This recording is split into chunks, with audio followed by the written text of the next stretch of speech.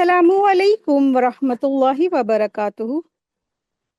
تعلیم القرآن کورس میں آپ سب کو خوش آمدید ہے۔ اہلاً و سہلاً، مرحبا۔ آج کا ہمارا لیسن ہے سورہ الانعام، آیت 1 سے آیت 20 تک۔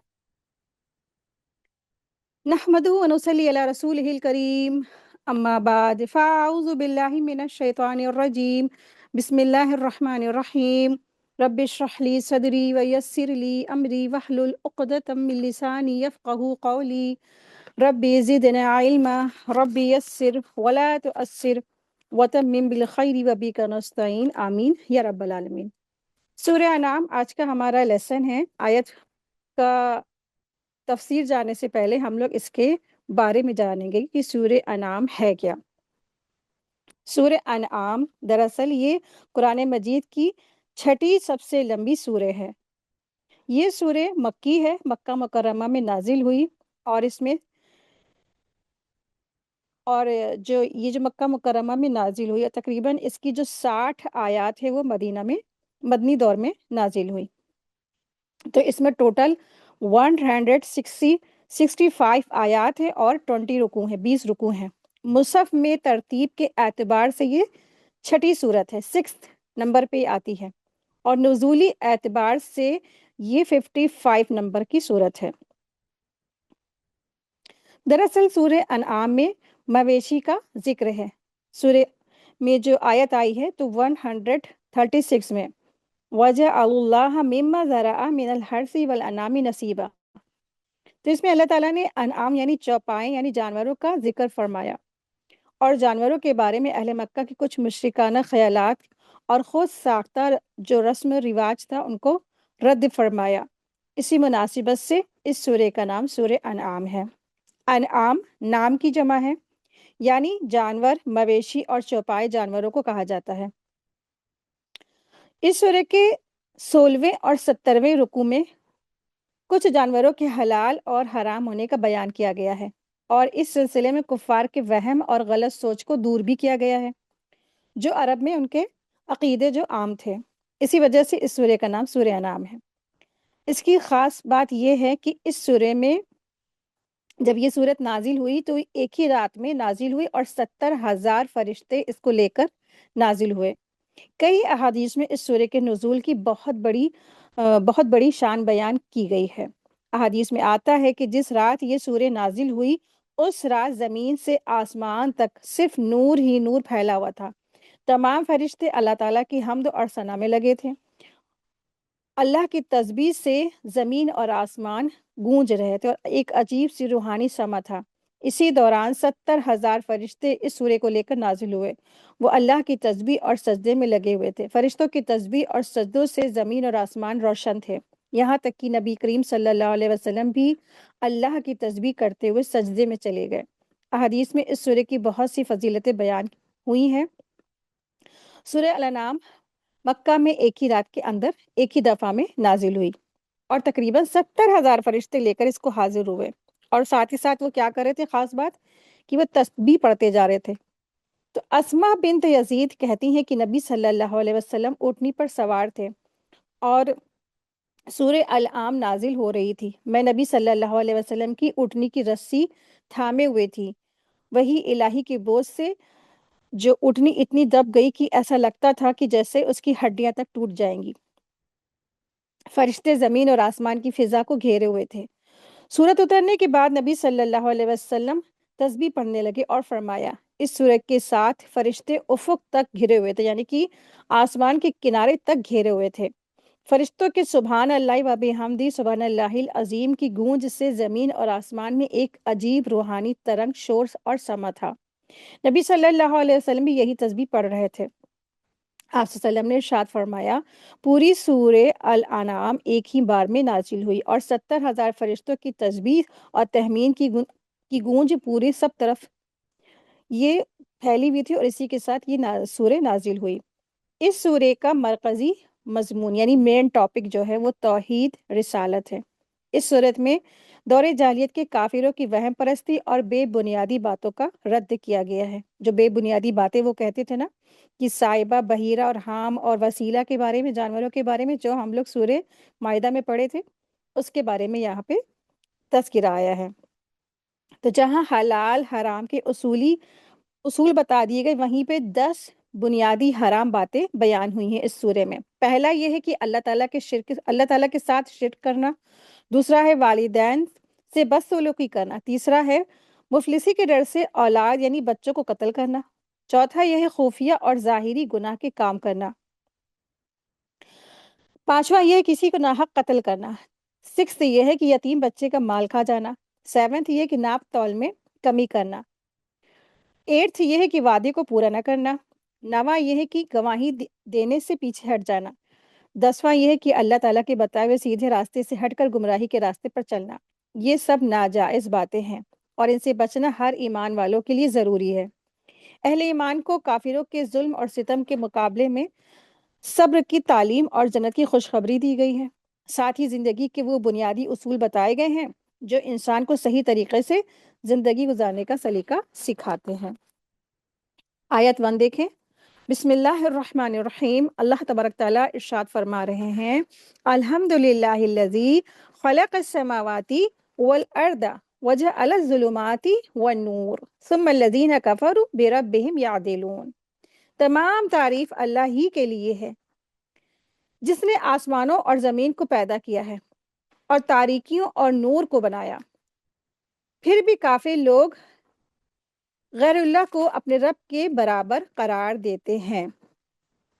تو یہاں پر جو سب سے پہلا لفظ آیا ہے الحمدللہ، الحمدللہ سے اس سورے کا آغاز ہو رہا ہے۔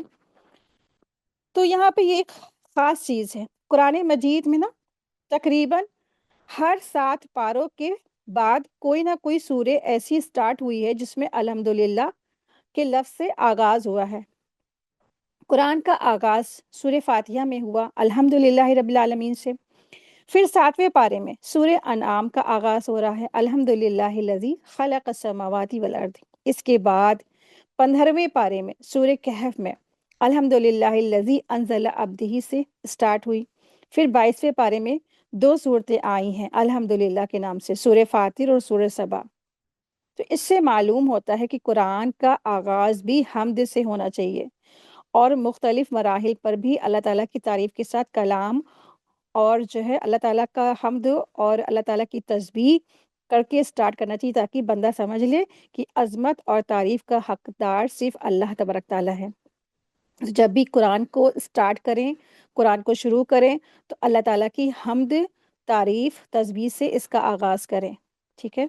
تو یہاں پر اللہ تبارک تعالیٰ ارشاد فرما رہے ہیں الحمدللہ الذی خلق السماوات، تمام تعریف اس اللہ تبارک تعالیٰ کی ہے کہ جس نے اس جو ہے پیدا کیا، جس نے آسمانوں کو اور زمین کو، آسمان کو اور زمین کو بنایا۔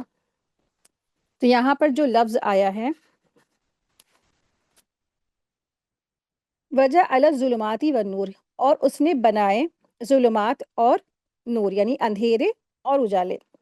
تو یہاں پہ جو لفظ آیا ہے ظلمات کو یہاں پہ پلورل ورڈ اور نور کو سنگولر ورڈ فرمایا گیا۔ اس طرف اشارہ ہے کہ نور کا مطلب ہے کہ صحیح راستہ، صراط مستقیم، اور وہ کیا ہے؟ وہ صرف ایک ہی ہے۔ تو ظلمات سے مراد اندھیرے ہیں اور نور سے مراد روشنی ہے۔ تو ظلمات اس دنیا میں بہت سارے ہیں، اور اس سے مراد ہے کہ بھٹکے ہوئے راستے، غلط راستے، اور وہ راستے کیا ہیں؟ ہزاروں ہیں، بے انتہا ہیں، لا تعداد ہیں، ہزاروں کے لاکھوں برے راستے ہیں، اندھیروں کے راستے ہیں۔ اور جو نور کا راستہ ہے، جو ہدایت کا راستہ ہے، وہ صرف واحد ایک ہی ہے، یعنی صراط مستقیم ہے۔ تو نور کا مطلب ہے صحیح راستہ، صراط مستقیم، ہدایت کا راستہ، اور وہ ہے قرآن اور سنت کا راستہ، ٹھیک ہے۔ تو آسمان اور زمین کو بنانے کو جو لفظ خالقہ سے تعبیر کیا گیا ہے، اور اندھیرے اور اجالے کو بنانے کو لفظ جعل سے، اس میں اس طرف اشارہ ہے کہ اندھیرے اور اجالے آسمان اور زمین کی طرح مستقل اپنی ذات سے قائم رہنے والی چیز نہیں ہے، بلکہ پیش آنے والی حالتوں اور صفات میں سے ہیں۔ اور ظلمات کو نور سے پہلے شاید اس لیے ذکر فرمایا گیا کہ اس جہان میں اصل ظلمات ہے اور نور خاص خاص چیزوں سے جڑا ہوا ہے۔ جب وہ چیزیں سامنے ہوتی ہیں روشنی پیدا ہوتی ہے، جب نہیں ہوتی ہے تو اندھیرا رہتا ہے۔ مقصد اس آیت کا توحید کی حقیقت اور اس کی واضح دلیل کو بیان فرما کر دنیا کی ان تمام قوموں کو تنبیہ کرنا ہے جو یا تو سرے سے توحید کی قائل نہیں ہیں یا قائل ہونے کے باوجود توحید کی حقیقت کو چھوڑ بیٹھی ہیں۔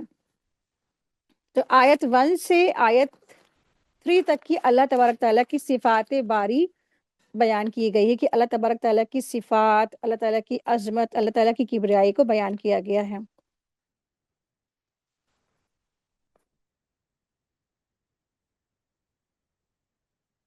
ثم الذین کفروا بربہم یعدلون، پھر بھی جو بہت سارے لوگ ایسے ہیں نا جنہوں نے اللہ تبارک تعالیٰ کے ساتھ کیا کیا، سب کچھ جاننے کے بعد، معلوم ہونے کے بعد ان کے پاس روشنی پہنچائی گئی، وہ ایسا نہیں تھا کہ وہ اندھیروں میں بیٹھے تھے، بلکہ اللہ تبارک تعالیٰ نے اپنے انبیاء کے ذریعے، نبیوں کے ذریعے ایسے لوگوں کے پاس روشنی پہنچائی، لیکن ان لوگوں نے کیا کیا؟ انکار کیا، کفر کیا۔ یہ تو الحمدللہ اب آپ لوگ ماشاءاللہ 7 پارے میں ہو گئے، اس بات کو اچھی طرح سب کو پتہ ہے کہ کس طرح لوگوں نے انکار کیا، نہیں مانا، اور پھر بھی انہوں نے اپنے رب کے اپنے رب کے ساتھ میں نا غیر اللہ کو شریک ٹھہرایا، اور اس سے وہ پیچھے نہیں ہٹے۔ آیت 2 دیکھیں۔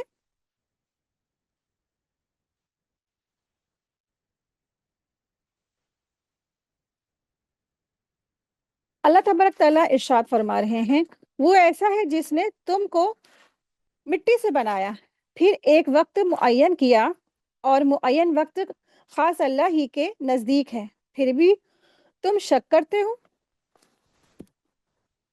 تو اب اس آیت میں اللہ تبارک تعالیٰ نے ایک اور دلیل بیان فرمائی ہے، یعنی آدم علیہ السلام کو مٹی سے بنایا، پھر تمام انسان کی غذائی ضروریات اسی مٹی سے پوری فرمائی، پھر مرنے کے بعد انسان کو اسی مٹی سے ملا دیا جائے گا، اور پھر اللہ تبارک تعالیٰ نے اسی ایک جو بے جان چیز سے پیدا کیا، اور پھر انسان کی زندگی اس کو بخشی، یعنی کہ اللہ تعالیٰ نے بے جان مٹی سے پیدا کیا اور پھر اسی مٹی میں ملا دیا جائے گا، پھر اللہ تبارک تعالیٰ نے اسی بے جان سے انسان کو پیدا کیا، پھر اسی سے زندگی بخشی اور پھر زندہ کیا، یعنی آخرت کے بارے میں بات ہو رہی ہے، ٹھیک ہے۔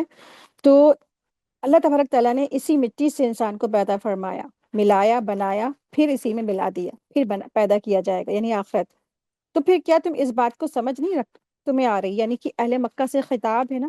تو دراصل مشرکین مکہ جو ہے نا، جو عقیدہ رکھتے تھے کہ ہر چیز کا پیدا کرنے والا خالق اور مالک اللہ تعالیٰ ہے، لیکن انہوں نے کیا کیا کہ اللہ تعالیٰ کے ساتھ نا اوروں کو شریک ٹھہرایا، اور کہنے لگے کہ نہیں، اتنا بڑا جو دنیا اور کائنات سنبھالنے والے اللہ تعالیٰ اکیلے نہیں ہیں، اللہ تعالیٰ کے ساتھ اور لوگ ہیں۔ اللہ تعالیٰ یہاں فرمانے کی دیکھو، اللہ تعالیٰ تو وہی ہے جس نے تم کو بنایا، تمہاری پیدائش کی، اور تمہاری جو ہے نا تم کو زندگی بخشی، اور تم کو ہی نہیں، اللہ تبارک تعالیٰ نے پوری اس کائنات کو بنایا، زمین آسمان کو پیدا کیا، اور نور اور اندھیرے پیدا کیے، لیکن تمہیں کیا ہو گیا؟ تم تو بس اپنے شرک پر ہی اڑے ہوئے ہو۔ تو اس آیت میں جو لفظ اجل سے مراد انسان کی موت تک کا وقت ہے، جو کہ ہر انسان کے لیے قیامت صغریٰ ہے، یعنی کہ جب کسی کی موت واقع ہوتی ہے تو اس کا کیا ہوتی ہے؟ اس کی قیامت واقع ہو جاتی ہے۔ چنانچہ آپ صلی اللہ علیہ وسلم نے ارشاد فرمایا کہ جو شخص مر گیا اس کی قیامت واقع ہو گئی، قائم ہو گئی، اور اجل مسمى سے مراد قیامت کا دن یا قیامت کبریٰ ہے، جبکہ سب لوگ قبروں سے اٹھا کر کھڑے کیے جائیں گے اور اللہ تعالیٰ کے حضور ان سے باس پرس اور ان کا محاسبہ ہوگا۔ آیت 3، اللہ تبارک تعالیٰ ارشاد فرما رہے ہیں، اور وہی تو ہے معبود برحق آسمانوں میں بھی اور زمین میں بھی، وہ تمہاری پوشیدہ احوال کو بھی اور تمہارے ظاہر احوال کو بھی جانتا ہے، اور تم جو کچھ بھی کرتے ہو اس کو بھی وہ خوب جانتا ہے۔ یعنی اللہ تبارک تعالیٰ ارشاد فرما رہے ہیں نا کہ تم جو کچھ بھی کرتے ہو اللہ تعالیٰ کو ہر چیز کی خبر ہے۔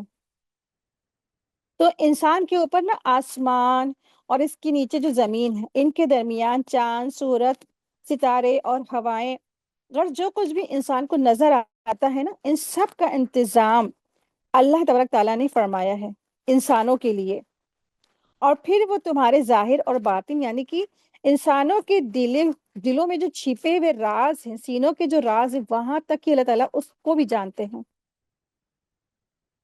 تبھی تو وہ ہر چیز کو اپنے کنٹرول میں رکھے ہوئے ہیں. تو اس آیت میں اور اس جیسی بعض دوسری آیات میں بعض لوگوں کو یہ دھوکا ہوتا ہے کہ اللہ تعالیٰ بذات خود ہر جگہ موجود ہے نا. تو اسی وجہ سے، اور بعض کچھ لوگ نے کہا کہ ہر شے میں موجود ہے اللہ تعالیٰ. تو اس ایسی آیات کی وجہ سے کچھ لوگ کیا ہو گئے، گمراہ ہو گئے. انہوں نے کہا کہ اللہ نعوذ باللہ معاذ اللہ کڑ کڑ میں ہے، جگہ جگہ ہے، اللہ یہاں ہے، اللہ اس جگہ پہ بھی ہے. اللہ تعالیٰ ہے، اللہ ہے، لیکن اپنے علم کے بنا پہ. اللہ تعالیٰ تو کہاں رہتے ہیں؟ عرش پر ہیں. اللہ تعالیٰ عرش پر مستوی ہیں، ساتویں آسمان کے اوپر جو عرش ہے، ٹھیک ہے. لیکن اپنے علم کی بنا پہ اللہ تعالیٰ ہم سب کے دلوں کے راز جانتے ہیں، ہر چیز کے بارے میں اللہ تعالیٰ کو علم ہے. لیکن اللہ تعالیٰ نہ زمین کے اندر ہے، نہ کڑ کڑ میں ہے. تو اس عقیدے، اس بات کی وجہ سے بہت سے لوگ کیا ہو گئے، گمراہ ہو گئے. جبکہ جو دوسری آیات ہیں صحیح احادیث سے ثابت یہ ہے کہ اللہ تعالیٰ کی ذات ساتویں آسمان میں اور عرش پر ہے، ٹھیک ہے.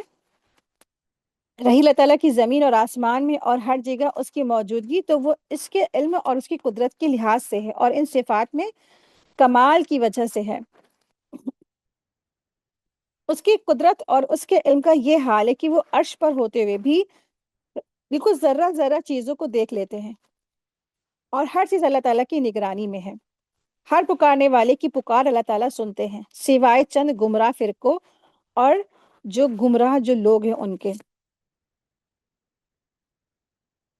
آیت 4 ہے. اللہ تبارک تعالیٰ ارشاد فرما رہے ہیں، انہوں نے اس سچ اور ان کے پاس کوئی نشانی بھی ان کے رب کی نشانیوں میں سے نہیں آتی مگر وہ اس سے اعراض ہی کرتے ہیں. تو آیت نمبر 4 سے آیت نمبر 6 تک مشرکین مکہ کے لیے عذاب کی دھمکی دی گئی ہے. تو مشرکین مکہ کو دو یاد دلایا جا رہا ہے، یعنی کہ ان کو یاد ریمائنڈر کرایا جا رہا ہے کہ تم نے اللہ تعالیٰ کی آیات کو جھٹلایا، لہٰذا اب تم پر عذاب آ کر ہی رہے گا. جسے تم مذاق سمجھ رہے تھے، اللہ تعالیٰ نے ماضی میں تم سے زیادہ طاقت اور نسلیں پیدا کی، ان پر رحمتیں بارشیں ہوئیں، لیکن جب انہوں نے نافرمانی کی تو اللہ تبارک تعالیٰ کی طرف سے عذاب آیا اور ان کو پکڑ لیا گیا. تو یہاں جو آیات ہے، مین آیاتن، تو آیات سے مراد قرآن کی آیات بھی ہو سکتی ہے، اور یا کوئی معجزہ یا کوئی واضح دلیل بھی. یعنی جو کافر انکار کرنے کا ہی عزم اور ارادہ کیے بیٹھے تھے نا، تو ان کے لیے نہ کوئی دلیل کارگر ہو سکتی ہے، نہ کوئی معجزہ اور نہ کوئی نصیحت. کیونکہ نا انہوں نے تو کھلے کھلے بڑے بڑے معجزے دیکھ کر انکار کیا نا. عیسیٰ علیہ السلام جنہوں نے مردوں تک کی کو زندہ کر دیا، اللہ کے حکم سے اتنے بڑے بڑے معجزے دکھائے، کیا کہا یہ تو جادوگر ہے. تو بس یہی ہوتا ہے کہ جن کو انکار کرنا ہوتا ہے وہ بڑے بڑے معجزے دیکھنے کے بعد بھی انکار کرتے، لیکن جن کو ماننا ہوتا ہے وہ ایک بار خالی بات پہنچانے کی دیر ہوتی ہے کہ فوراً وہ سمینا واتانہ کر دیتے ہیں نا. آیت 5 دیکھیں، انہوں نے اس سچی کتاب کو بھی جھٹلایا جبکہ وہ ان کے پاس پہنچی تھی، سو جلدی ہی ان کو خبر مل جائے گی اس چیز کی جس کے ساتھ یہ لوگ استہزاء کیا کرتے تھے. تو یہاں پر جو لفظ آیا ہے فقط کذبوا بالحق، بس انہوں نے سچی کتاب کو جھٹلا دیا. تو یہاں پہ جو لفظ آیا ہے حق، حق اس سے کیا مراد ہے؟ تو حق سے مراد قرآن کریم بھی ہو سکتا ہے یا رسول اللہ صلی اللہ علیہ وسلم کی ذات مبارک، ٹھیک ہے. یعنی جب ان کے سامنے نا حق آ گیا، حق کو انہوں نے جھٹلا دیا، تو حق سے مراد قرآن ہو سکتا ہے یا نبی صلی اللہ علیہ وسلم کی پاک ذات. کیونکہ نا نبی صلی اللہ علیہ وسلم شروع عمر سے لے کے آخر تک انہی عربوں کے درمیان قبیلوں کے بیچ میں رہے. بچپن سے جوانی اور جوانی سے بڑھاپا انہی کی آنکھوں کے سامنے آیا. ان کو یہ بھی پوری طرح معلوم تھا کہ نبی صلی اللہ علیہ وسلم نے کسی انسان سے بالکل بھی کوئی بھی تعلیم حاصل نہیں کی، یہاں تک کہ اپنا نام بھی خود نہیں لکھتے تھے. پورے عرب میں آپ کا لقب امی مشہور تھا. 40 سال کی عمر اسی حال میں ان کے بیچ گزری، نہ کبھی شعر شاعری سے دلچسپی ہوئی اور نہ کبھی کوئی علم اور تعلیم سے لگاؤ. پھر 40 سال پورے ہوتے ہی اچانک آپ صلی اللہ علیہ وسلم کی زبان مبارک سے وہ حقائق اور سچی بات علوم اور فنون جاری ہو گیا، جو دنیا کی بڑے بڑے ماہر فلاسفر بھی ان کے سامنے عاجز نظر آئے۔ عربی زبان ادب کی تمام ماہر لوگوں نے اپنے یعنی آپ صلی اللہ علیہ وسلم کے لائے ہوئے کلام کا مقابلہ کرنے کا چیلنج دے دیا، لیکن یہ لوگ حضور پاک صلی اللہ علیہ وسلم کو شکست دینے کے لیے اپنی جان، مال، عزت، آبرو، اولاد، خاندان سب کچھ قربان کرنے کے لیے ہر وقت تلے رہتے تھے۔ ان میں سے کسی کو یہ جرت نہ تھی کہ اس چیلنج کو قبول کر کے قرآن کی ایک آیت کی جیسی مثال ہی پیش کر دیتے، ہے نا؟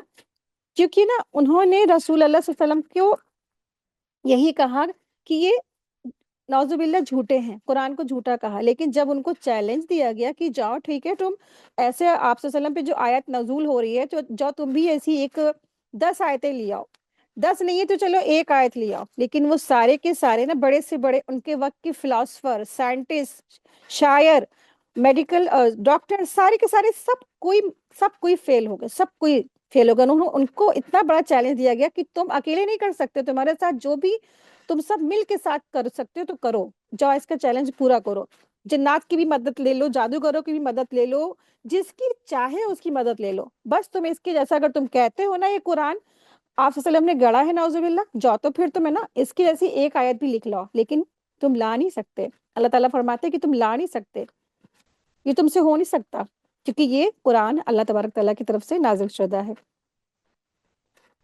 تو نبی صلی اللہ علیہ وسلم اور قرآن کا اپنا وجود خود بخود حقانیت کی سب سے بڑی نشانی ہے۔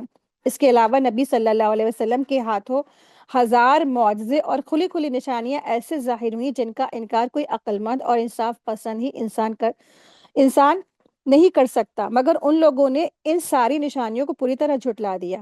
اسی لیے اس آیت میں اللہ تعالیٰ نے ارشاد فرمایا فَقَدْ كَذَّبُوا بِالْحَقِّ لَمَّا جَاءَهُمْ، آیت کے آخر میں ان کے کفر اور انکار کو جھٹلانے کے برے انجام کی طرف اشارہ کیا گیا۔ فرمایا فَسَوْفَ يَأْتِيهِمْ أَنْبَاءُ مَا كَانُوا بِهِ يَسْتَهْزِئُونَ،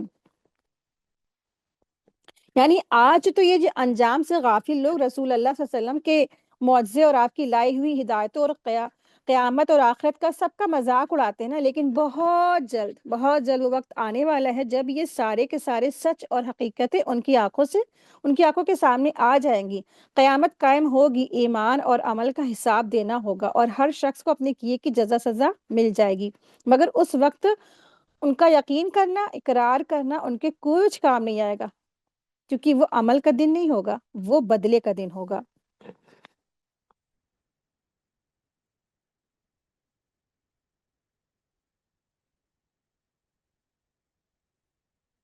آیت 6 ہے،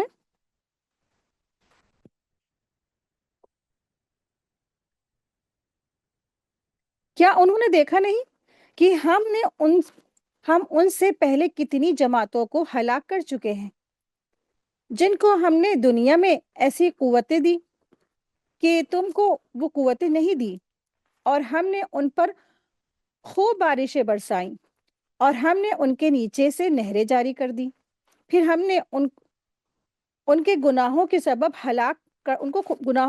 ان کو ہلاک کر ڈالا اور ان کے بعد دوسری جماعتوں کو پیدا کر دیا۔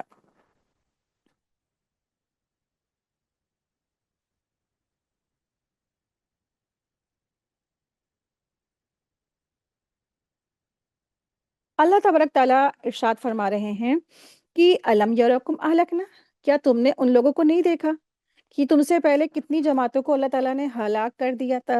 اصل میں جو اشارہ ہے ان تباہ کن جو بستیاں ہیں ان کی طرف اشارہ اللہ تعالیٰ نے فرمایا ہے کہ پچھلی آیات میں نا اللہ تعالیٰ کے احکام اور رسولوں کی تعلیمات سے منہ موڑنے والوں یا مخالفت کرنے والوں پر سخت سزا کی دھمکی کا ذکر تھا۔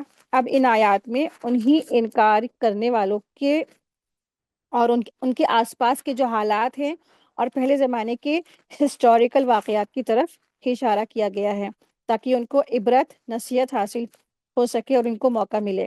تو بلا شبہ دنیا کی تاریخوں کی ایک کتاب ہے، ٹھیک ہے، تو عبرت لینے کی ایک کتاب ہے جس کو اگر سمجھ لے تو سمجھ سے اگر وہ کام لے تو دیکھا جائے گا کہ وہ ہزاروں نصیحت سے زیادہ اثردار کرتی ہے۔ ایک عقل مند کا یہ جملہ بہت ہی پسندیدہ ہے کہ دنیا ایک بہترین کتاب ہے اور زمانہ بہترین ٹیچر ہے۔ یہی وجہ ہے کہ قرآن کریم کا ایک بہت بڑا حصہ قصے اور تاریخ ہے، لیکن عام طور پر غفلت میں ڈوبے ہوئے انسانوں نے دنیا کی تاریخ کو بھی ایک تفریحی مشغلے کی حیثیت سے زیادہ اہمیت نہیں دی، بلکہ اس نصیحت و حکمت کو بہترین کتاب کو بھی اپنی غفلت اور نافرمانی کا ایک ذریعہ بنا لیا۔ تو رسول اکرم صلی اللہ علیہ وسلم کے ڈائریکٹ مخاطب یعنی مکہ والوں کے بارے میں یہاں ارشاد فرمایا گیا کہ ان لوگوں نے اپنے سے پہلے گزرنے والی قوموں کا حال نہیں دیکھا، جس سے ان کو سیکھ اور نصیحت ملتی اور ان کو نصیحت حاصل ہوتی۔ اور دیکھنے کے بعد یہاں پہ اس میں جو یہاں پہ فرمایا نا علم یرو، یعنی کہ دیکھنے سے مراد یعنی ان کے حال پر انہوں نے غور فکر نہیں کیا، کیونکہ وہ قومیں اس وقت تو ان کے سامنے نہیں تھی جن کو وہ دیکھ سکتے۔ اس کے بعد والی قوموں کی ہلاکت اور بربادی کا ذکر فرمایا، تو یہاں پر نا کہ وہ قومیں تو نہیں تھی نا، لیکن ان کی چیزیں موجود تھیں، ان کے حال احوال موجود تھے، کچھ کھنڈہرات موجود تھے نا، قوم شعیب، قوم سمود، قوم لوط، قوم عاد، ان سب کے نشانات موجود تھے۔ کیا تم نے ان کو نہیں دیکھا؟ تم نے عبرتیں حاصل نہیں کی؟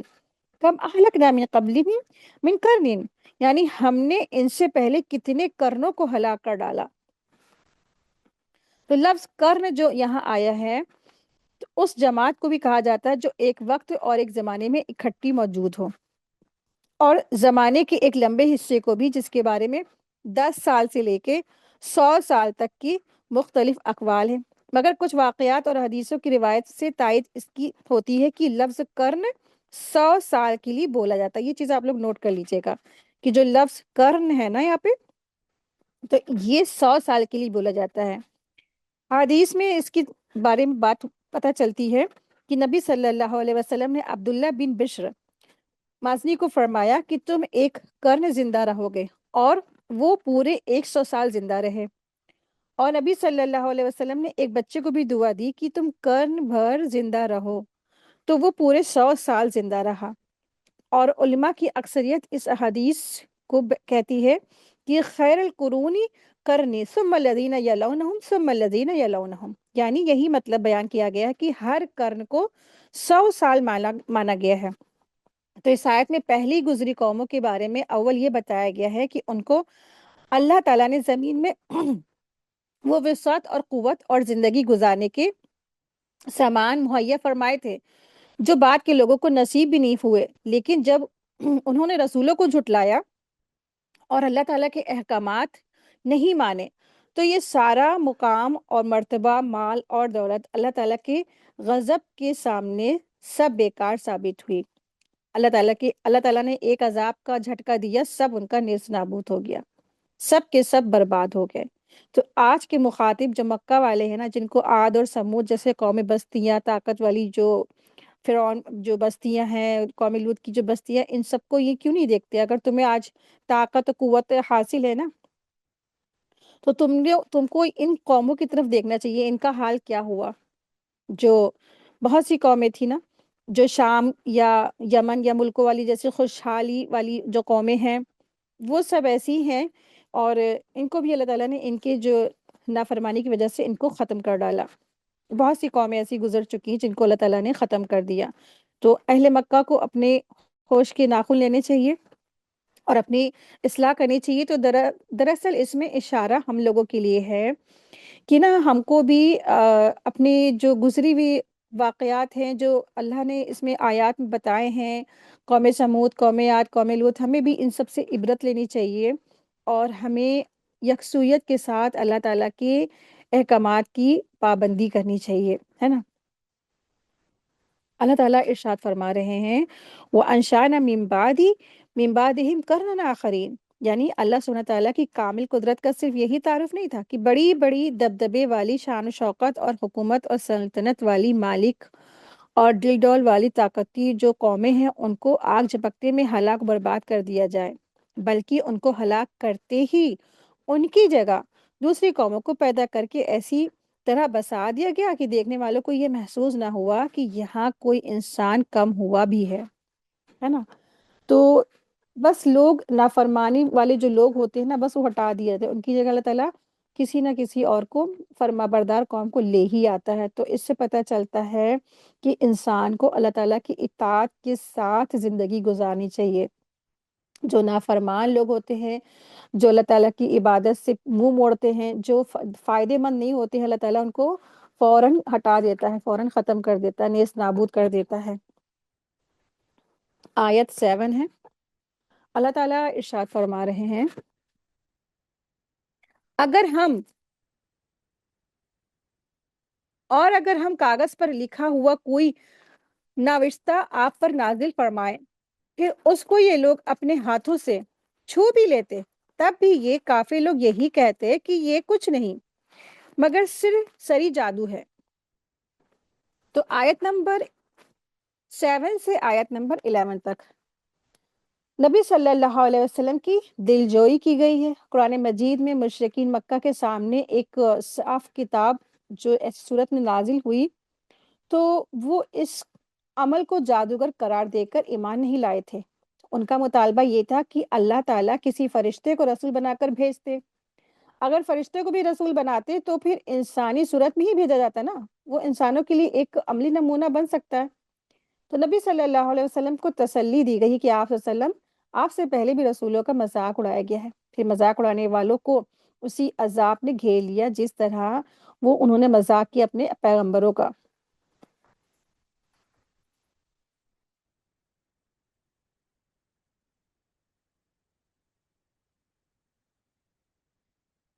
تو یہ دراصل اس آیت میں فرمایا اللہ تعالیٰ نے، وَلَوْ نَزَّلْنَا عَلَيْكَ كِتَابًا فِي قِرْطَاسٍ فَلَمَسُوهُ، اگر ہم نا آپ کے اوپر ایک ایسی کتاب نازل فرما دیتے جو لکھی لکھائی ہو نا، کیونکہ نا مشرکین مکہ نے ایسا مطالبہ کیا تھا کہ یہ کفار کے ایک اعتراض کا جواب ہے، وہ کہتے تھے نا کہ ہم تب تک ایمان نہیں لائیں گے جب ہمارے سامنے، جب تک کہ نبی صلی اللہ علیہ وسلم پر کتاب نازل ہو اور ساتھ ہی 4 فرشتے بھی اس کو لے کے آئیں اور وہ گواہی دے کہ واقعی میں یہ اللہ تعالیٰ کی طرف سے ہے، نازل شدہ ہے۔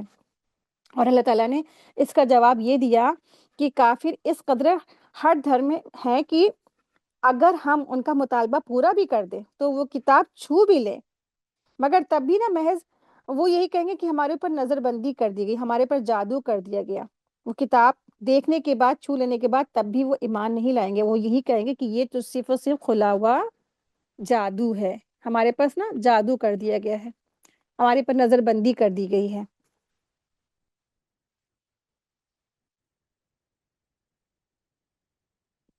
یہاں پر جو لفظ آیا ہے قرطاس، قرطاس کا جو روٹ ورڈ ہے وہ ہے قاف رو تو سین، اس کا لفظ ہوتا ہے ایک کاغذ کی صورت میں۔ فلا مسوح، اس کا جو لفظ روٹ ورڈ ہے لام میم سین ہے، اور پھر وہ چھو لیتے اس کو، تو اس کی میننگ یہ ہے،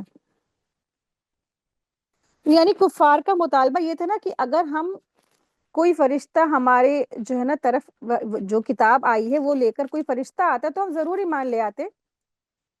تو قرآن کریم نے اس کا پہلا جواب یہ دیا کہ اگر فرشتے کو انہوں نے آنکھوں سے دیکھ بھی لیا ہوتا اور وہ دیکھ بھی لیتے کہ واقعی میں کتاب لے کر آ رہا ہے فرشتہ، تب بھی یہ ایمان نہیں لاتے، فوراً منع کر دیتے کہ ہم تو ایمان نہیں لائیں گے۔ بس یہ کیا ہے، وہ کہہ دیتے بس یہ کچھ نہیں کہ سوائے کھلا ہوا جادو کے ہے۔ آیت 8 ہے، اللہ تبارک تعالیٰ ارشاد فرما رہے ہیں، اور یہ لوگ یہ کہتے ہیں کہ ان کے پاس کوئی فرشتہ کیوں نہیں اتارا گیا، اور اگر ہم کوئی فرشتہ بھیج بھی دیتے تو سارا قصہ ہی ختم ہو جاتا، پھر ان کو ذرا مہلت نہ دی جاتی۔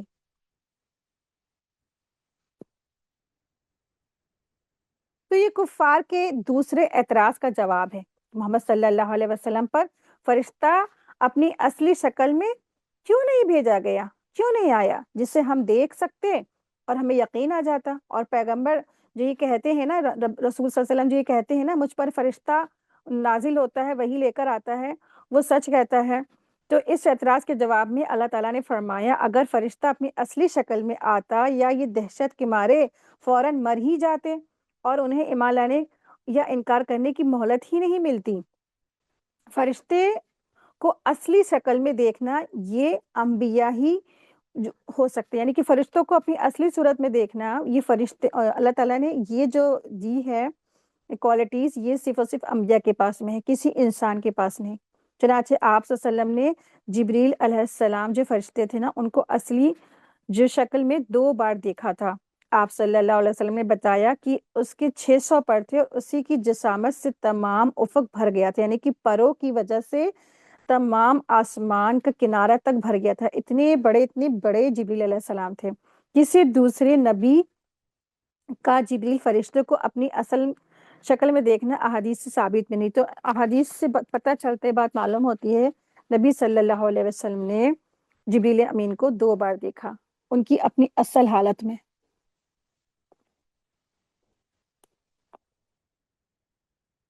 تو وہ تو ایک ایسی بات کہہ رہے تھے کہ ہم فرشتوں کو سامنے دیکھ لیں۔ اللہ تعالیٰ فرما رہے کہ اگر نا یہ فرشتوں کو اپنی اصل حالت میں دیکھتے ہیں تو مارے ہارٹ اٹیک یہ مر ہی جاتے ہیں۔ تو یہ جو کفار کے دوسرے اعتراض کا یہاں پہ جواب دیا گیا ہے۔ اللہ تعالیٰ نے فرمایا کہ فرشتوں کو اپنی اصل شکل میں دیکھنا یہ کوئی انسانوں کا کام نہیں ہے، یہ انسان کو ایسی آنکھیں دی نہیں گئی ہیں، مارے دہشت کی، مارے حیبت کی، وہ ختم ہی ہو جاتے ہیں، ان کو ہارٹ اٹیک پڑ جاتے ہیں۔ تو اللہ تعالیٰ نے نا انسانوں کی ہدایت اور رہنمائی کے لیے جتنے بھی انبیاء اور رسول بھیجے وہ انسانوں میں سے ہی تھے، اور ہر قوم میں اسی کے ایک فرد کو وہی رسالت کے لیے نوازا گیا، یعنی کہ ہر قوم میں سے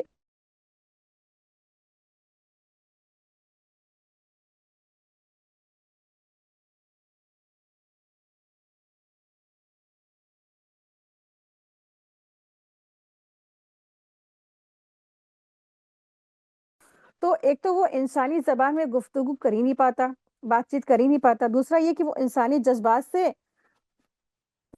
مطلب کہ معلومات نہیں ہوتی اس کو اتنی انسان کے اندر کیا ایموشن ہے، کیا تکلیف ہے، کیوں؟ کیونکہ وہ تو انسان ہی تھا، وہ تو فرشتہ تھا نا۔ تو اب انسانوں میں سے مختلف ان کے حالات ہوتے ہیں، مشکلات ہوتی ہیں، مختلف کیفیات اور جذبات سمجھنے سے وہ فرشتہ قاصر رہتا۔ ایسی صورت میں ہدایت اور رہنمائی کا فریضہ کس طرح انجام دے سکتے تھے؟ اسی لیے اللہ تبارک تعالیٰ نے انسانوں پر ایک بڑا احسان کیا کہ اس نے انسانوں کو ہی نبی اور رسول بنایا، انسانوں میں سے ایک انسان کو نبی اور رسول بنایا۔ چنانچہ اللہ تعالیٰ نے بھی اسے بطور احسان ہی قرآن کریم میں ذکر فرمایا، لقد من اللہ علی المؤمنین اذ بعث فیہم رسولا من انفسہم، سورہ آل عمران آیت نمبر 164 میں اللہ تعالیٰ نے مومنوں پر احسان فرمایا جبکہ انہی کی جانوں میں سے ایک شخص کو رسول بنا کر بھیجا، لیکن پیغمبروں کی بشریت کا کافروں کے لیے حیرت و استجابات کا باعث رہی۔ وہ سمجھتے تھے کہ رسول انسانوں میں سے نہیں ہو سکتا، فرشتوں میں سے ہونا چاہیے، گویا ان کے نزدیک بشریت رسالت کے شایع شان، یعنی کہ وہی سمجھتے تھے کہ ایک معمولی انسان، ایک مٹی سے بنا انسان رسول کیسے ہو سکتا ہے۔ ان کی نظر میں انسان کا رسول ہونا یہ ماننے کے قابل نہیں تھا، اسی وجہ سے انہوں نے آپ صلی اللہ علیہ وسلم کا انکار فرمایا۔ ہر قوموں نے اسی وجہ سے انکار کیا کہ ایک معمولی انسان کیسے رسول ہو سکتا ہے نا۔ تو اکثر ہمارے معاملے میں بھی یہی ہوتا ہے کہ ہمارے ہی بیچ میں سے کسی ایک شخص کو اللہ تعالیٰ کچھ ایسی چیزیں عطا فرماتے ہیں، اس کو کچھ خاص چیزیں مل جاتی ہیں، کچھ اللہ تعالیٰ خاص علم عطا فرماتے ہیں، کچھ علم والا ہو جاتا ہے، تو ہمارے لوگ حسد کے، ہمارے لوگ حسرت کے، ہمارے لوگ رشک کے اس کی بات مانتے نہیں ہیں کہ نہیں نہیں تم نا غلط کہہ رہے ہو، نہیں نہیں تمہاری بات غلط ہے، نہیں تم بالکل جھوٹی ہو، نہیں نہیں یہ بات نہیں ہے، یہ ایسا نہیں قرآن میں لکھا ہے، ایسی کچھ نہیں ہے۔ دنیا کو بھی لے کے چلتے ہیں اور دنیا والوں کو بھی لے کے چلتے ہیں، اور اللہ تعالیٰ نے اتنی سختی نہیں کی ہے، اتنی شدید باتیں نہیں ہیں، اس طرح سے نہ جانے کیا کیا ٹال مٹول کر کے لوگ جو انسان بات پہنچاتا ہے حق کی اس کو لوگ جھٹلا دیتے ہیں، ٹھیک ہے۔ تو ہمیں یہ نہیں دیکھنا چاہیے کہ ہم سے کون کہہ رہا ہے، کیا کہہ رہا ہے، ہمیں یہ دیکھنا چاہیے وہ کس بات کو پہنچا رہا ہے۔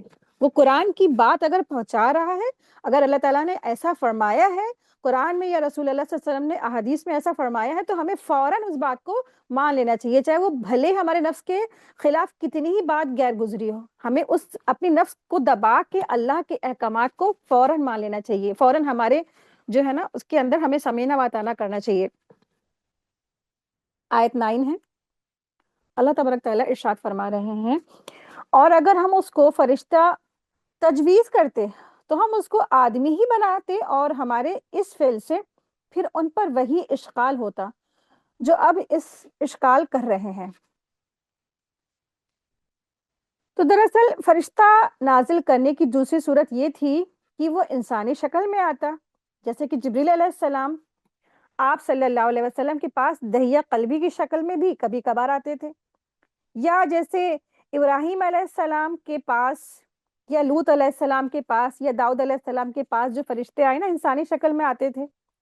اور اگر فرشتہ پیغمبر بن کر انسانی شکل میں آتا تو اس پر بھی وہ تمام اعتراضات وارد ہو سکتے تھے جو رسول اللہ صلی اللہ علیہ وسلم پر وارد ہوتے رہے۔ پھر یہ ایک الگ اعتراض پیدا ہو جاتا کہ جو شخص اپنے آپ کو فرشتہ اور پیغمبر کہہ رہا ہے، آیا یہ فی الواقع فرشتہ ہے یا نہیں، یا کوئی جادوگر انسان ہے، یا جو ہمیں چکمہ دے رہا ہے، یا گویا ان کا وہ اشتباہ پھر بھی بادستور باقی رہتا جو انہیں دل میں ان کے وہ بات شک میں ڈال رہی ہے۔ اگر کوئی رسول فرشتہ ہوتا تو تمام حجتوں کا معاملہ ہی ختم ہو جاتا۔ تو ایسے رسول پر ایمان لانے والے ایسے رسول پر ایمان لانے والے اپنی بے عملی کے جواز کے لیے یہ معقول بہانہ پیش کر سکتے تھے کہ رسول تو فرشتہ ہے اور ہم بشر ہیں، لہٰذا اس کی پوری طور پر اتباع ہم کیسے کریں، اور یہی رسول کے بشر ہونے میں سب سے بڑی حکمت ہے۔ ٹھیک ہے، تو یہاں یہ مراد ہے، اس سے اللہ تعالیٰ ارشاد فرما رہے ہیں کہ اگر مان لو ہم نا انسانوں کے بیچ میں ایک فرشتے ہی کو بھیج دیتے، جیسا کہ یہ مشرکین مکہ یا ایسے انکاری لوگ جو مطالبہ کرتے تھے کہ ایک معمولی انسان کیسے، ایک فرشتے کو اللہ تعالیٰ نے کیوں نہیں بھیجا۔ اب اگر نا فرشتہ آ جاتا، تو فرشتہ ہی اگر آ جاتا تو اس کی جو چیزیں ہیں، یا وہ جو ہے نا منٹوں میں سیکنڈوں میں آسمان پہ چلا گیا، یا آسمان سے نیچے آ گئے، یا وہ ان کو بھوک پیاس نہیں لگتی ہے، وہ غذائیت نہیں ہے، ان کے اندر نفس نہیں ہے نا، وہ تو اللہ تعالیٰ نے ان کو ارادے اختیار کی آزادی ہی نہیں دی ہے فرشتوں کو۔ تو پھر یہ کہتے کہ لو ہمارے بیچ تو یہ فرشتے ہی ہیں، ان کی تو الگ ہی صفات ہے، ہمارے اندر الگ کیفیت ہے، تو ہم ان کو کیسے اتباع کریں نا؟ نہ تو ان کو بھوک لگتی ہے نہ پیاس لگتی ہے، ہمیں تو بھوک لگتی ہے، ہمیں پیاس لگتی ہے، چلو بھائی یہ رمضان کے پورے روزے رکھ لیتے ہیں، ان کے لیے کیا ہے، بھوک ہے ہی نہیں۔ ارے بھائی ہمارے لیے تو بھوک ہے نا، ہم تو پورا ایک مہینہ ہم کیسے بھوکے رہیں گے؟ نہیں یہ فرشتے جو ہے نا یہ ہمارے لیے صحیح نہیں ہے، یہ پیغمبر، یہ جو فرشتہ ہمارے لیے صحیح نہیں نا۔ تب تو تمہارے یہ بہانے ہوتے نا۔ اب جب ہم نے تمہارے سامنے تمہارے جو انسان کی ہی طرح ایک ماڈل بھیجا رسول اللہ صلی اللہ علیہ وسلم کی شکل میں، تو تم کہتے ہو کہ فرشتہ ہونا چاہیے۔ اگر فرشتہ بھیج دیتے تو تم یہ بہانے تلاشتے کہ نہیں یہ تو انسان ہونا چاہیے تھا، ہمارے جو اندر چیزیں ہیں وہ ان کے اندر چیزیں وہ میچ کہاں کرتی ہیں، نہیں ہمیں تو بس انسان چاہیے، تب تمہارا یہ بہانہ ہوتا۔ آیت 10 اللہ تعالیٰ ارشاد فرما رہے ہیں، اور واقعی آپ سے پہلے جو پیغمبر ہوئے ان کے ساتھ بھی استہزاء کیا گیا ہے، پھر جن لوگوں نے ان سے مذاق کیا تھا ان کو اس عذاب نے آ گھیرا جس کا یہ تمسخر اڑاتے تھے۔ وہی بات ہے کہ جن لوگوں نے بات نہیں مانی، حق نہیں مانا، تو پھر ان کے ساتھ بھی کیا ہوا، عذاب آ چمٹا۔ تو یہ اللہ تعالیٰ کی بارے میں بتایا جا رہا ہے کہ اللہ تعالیٰ فرما رہے ہیں کہ یعنی اگر کسی فرشتے کو ہی پیغمبر بنا کر ہم بھیج دیتے نا، اور پھر اس کے بعد جو ہے تم اس کی بات مانتے یا نہ مانتے، پھر اگر تم اس کا مذاق اڑاتے یا تم اس کا استہزاء کرتے، یا مان لو تمہاری طرف کوئی بھی رسول تمہاری طرف آتا تم نے اس کا استہزاء کیا ہوتا، تو پھر تمہارے پر اللہ تعالیٰ عذاب الٹ ہی دیتے نا۔ تو یہ تو اللہ تعالیٰ کی رحمت ہے کہ جب مخلوق کی طرف سے کوئی رسول بھیجتے ہیں تو اللہ تعالیٰ انہی میں سے بھیجتے ہیں تاکہ ایک دوسرے سے بات کر سکے، اور اس رسول سے فائدہ اٹھانے کے لیے لوگ ان کے لیے ممکن ہو، پاسبل ہو، ہے نا۔ اگر مان لو کوئی جنات فرشتہ ہوتا تو کیا ہم فائدہ اٹھا سکتے تھے؟ جنات کی تو الگ کیفیت ہے، یا فرشتوں کی الگ کیفیت ہے، ہم انسان ہمارے اندر الگ کیفیت ہے، تب بھی تو ہم فائدہ نہیں اٹھا سکتے تھے۔ ہم جنات کو دیکھ تو سکتے نہیں تھے اپنی آنکھوں سے، ہم کیسے دیکھتے کہ وہ کیا عمل کر رہے ہیں، وہ کیسے وضو کر رہے ہیں، وہ کیسے غسل کر رہے ہیں، وہ کیسے روزے رکھ رہے ہیں، وہ کیسے کیا کر رہے ہیں نا، کیونکہ ہماری آنکھوں پہ تو پردے ہیں۔ بھائی کہہ دیا جاتا ہے بھائی تمہارے طرف جنات ہے، जिन है ये तुम्हारी तरफ रसूल बना के भेजे गए, अब तुम इनकी इत्तिबा करो, इनको फॉलो करो। तो क्या इंसानों के लिए ये पॉसिबल होता? वो उनको अपना रोल मॉडल बना पाते? नहीं ना। तो इसीलिए अल्लाह ताला ने बहुत बड़ी रहमत की है, अल्लाह ताला ने इंसानों में से इंसान को रसूल चुना है। तो ये अल्लाह ताला की बड़ी रहमत है। आयत 11।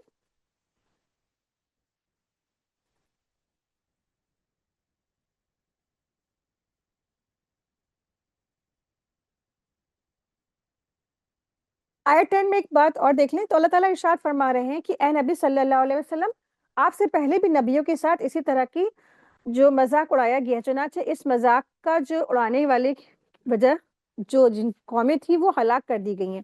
तो यहाँ अल्लाह ताला ने नबी सल्लल्लाहु अलैहि वसल्लम को तसल्ली दी है कि आप गमगीन ना हुआ करें, आप परेशान ना हुआ करें, आप परवाह ना किया करें, बस आप अपना काम करते चले जाएं। लोग मजाक उड़ाते हैं तो उड़ाएं, लोग आपके पीछे हंसते हैं तो हंसे, आप इन सब चीज़ों की ना परवाह ना करें। तो दरअसल रसूल अल्लाह सल्लल्लाहु अलैहि वसल्लम से भी खिताब है, क्योंकि उनके वक्त में आप सल्लल्लाहु अलैहि वसल्लम के साथ बहुत सारे लोग थे, अहले मक्का, कुफारे मक्का, यहूद नसारा के कुछ लोग, तो आप सल्लल्लाहु अलैहि वसल्लम का मजाक उड़ाते थे ना। और इससे हमारे लिए भी सबक है कि हमें भी ना जब हम कभी खड़े हों, अल्लाह की बात पहुँचाने लगे, अल्लाह की दावत का काम करने लगे और फिर हम अमल करने लगे, तो बाज़ वक़्त दुनिया में बहुत सारे लोग होते हैं जो हमारे मुँहों पर, हमारे फेस के सामने हमें भला-बुरा कह रहे होते हैं, मज़ाक उड़ा रहे होते हैं, तज़किया मतलब इस्तेहाज़ा कर रहे होते हैं, है ना? ठहाके मार रहे होते हैं या पीठ पीछे भी बहुत सारे ऐसे मज़ाक उड़ाए जा रहे होते हैं। तो क्या करना है? गमगीन नहीं होना है ना? इस्तिक़ामत से रहना है और अपने काम पे डटे रहना है। क्यों? हमेशा इस बात को याद रखिएगा, क्योंकि हम तो एक मामूली सी चीज़ हैं, मामूली सी मिट्टी के ढेर हैं ना। जब इतने बड़े रसूल खातिमुन नबीयीन का मज़ाक उड़ाया गया ना, और इससे पहले भी जितने भी अंबिया भेजे गए तो उन सब का मज़ाक उड़ाया गया, तो फिर हम तो एक मामूली से इंसान हैं। वो तो दुनिया का दस्तूर है ना कि जब कोई इंसान दीन के रास्ते पर चलता है और डटता है और दावत का काम करता है, तो ज़रूरी नहीं कि सब आपको ना बस वेलकम करें, आपका मोस्ट वेलकम है, आप मेरे के यहाँ के दावत और तबलीग का काम करें, नहीं। आपके सामने कांटे भी लोग बिछाते हैं, आपका इस्तेहाज़ा भी करते हैं, आपके रास्ते में लोग शीशे, पत्थर, हर चीज़ फेंकेंगे, लेकिन आपको क्या करना है? सब्र और इस्तिकामत के साथ अपने काम को करते चले जाना है। आयत 11 देखें, अल्लाह तबारक तआला इरशाद फरमा रहे हैं कि आप फरमा दीजिए कि ज़रा ज़मीन पे चलो फिरो और फिर देख तो लो कि झुटलाने वालों का अंजाम क्या हो गया। हुँ? मुशरिकीन अरब के जो तिजारती सफ़र के दौरान समूद और हज़रत लूत अलैहिस्सलाम की कौम की बस्तियों से वो गुज़रा करते थे, जहाँ उन कौमों की तबाही के आसार थे, उन्हें आँखों से नज़र आते थे। कुरान करीम ने उन्हें दावत दी है कि ज़मीन पर ज़रा सैर करके तो देख लो, जुटलाने वालों का अंजाम क्या हुआ और उनकी कौमों के साथ कैसे इबरतनाक हादसे हुए। तुम लोग ने कभी चल फिर के देखा, गौर फ़िक्र किया? जिसमें हमारे लिए भी सबक है। हमारे सामने भी आज कितने लोग हैं जो फौत हो चुके हैं, कब्रिस्तानों से हमारा गुज़र होता है कि हमारे सामने वो ऐसे अच्छे भले थे, हट्टे-कट्टे थे, अब क्या है कब्रों के अंदर दफ़न पड़े हैं। लेकिन हमने कभी इबरत ली? हमने कभी गौर किया कि ये ज़िंदगी क्या है? बस थोड़ी-सी है और इम्पोर्टेंट है एक-एक इसका एक-एक लम्हा, लेकिन हमने कभी गौर किया कि कभी हमें अल्लाह ताला के आगे खड़े होना है, एक-एक लम्हे का हमें हिसाब देना है। सबसे पहला सवाल तो यही होगा कि तुमने अपनी ज़िंदगी किन कामों में लगाई? क्या किया? पूरी ज़िंदगी भर क्या करती रही? आज उम्मत मुस्लिमा कितने बड़े फ़ितने में मुलव्वस है कि इस मोबाइल के फ़ितने में, सोशल मीडिया के फ़ितने में, है ना? कंप्यूटर में लगे हुए हैं लोग, लगे हुए रात दिन लैपटॉप पे लगे हुए हैं, बस कभी पिक्चर, कभी मूवी, कभी सोशल मीडिया, कभी स्क्रॉलिंग, पूरा-पूरा दिन लोग ऐसे ही करते रहते और अपना पूरा वक़्त ख़त्म कर देते हैं। अल्लाह ताला ने ये ज़िंदगी क्या इसलिए दी थी कि इंसान ये फ़िज़ूलियात में मशग़ूला करके ख़त्म कर दे? तुमने क्यों नहीं इबरत हासिल कर ली? तुम्हारे सामने तो कितने लोग ऐसे थे कि तुमने चल फिर कर देखा होता कि वो अभी थे और अभी कहाँ ख़त्म हो गए।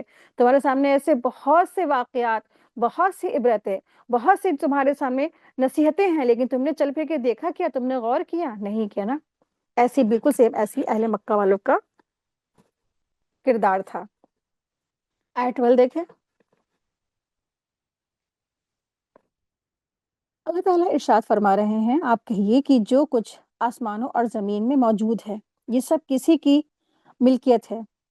ये सब किसकी मिल्कियत है? आप कह दीजिए कि सब अल्लाह ही की मिल्कियत है। अल्लाह ताला ने मेहरबानी फरमाया اپنے اوپر لازمی فرمایا کہ تم کو اللہ تعالیٰ قیامت کے روز جمع کرے گا۔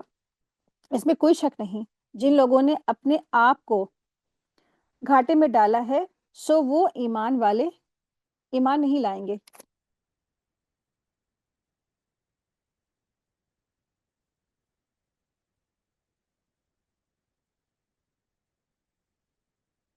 ویسے تو انسان کا تربیت نہ اور پرورش پانا بھی اللہ تعالیٰ کی رحمت کے بغیر ممکن نہیں ہے۔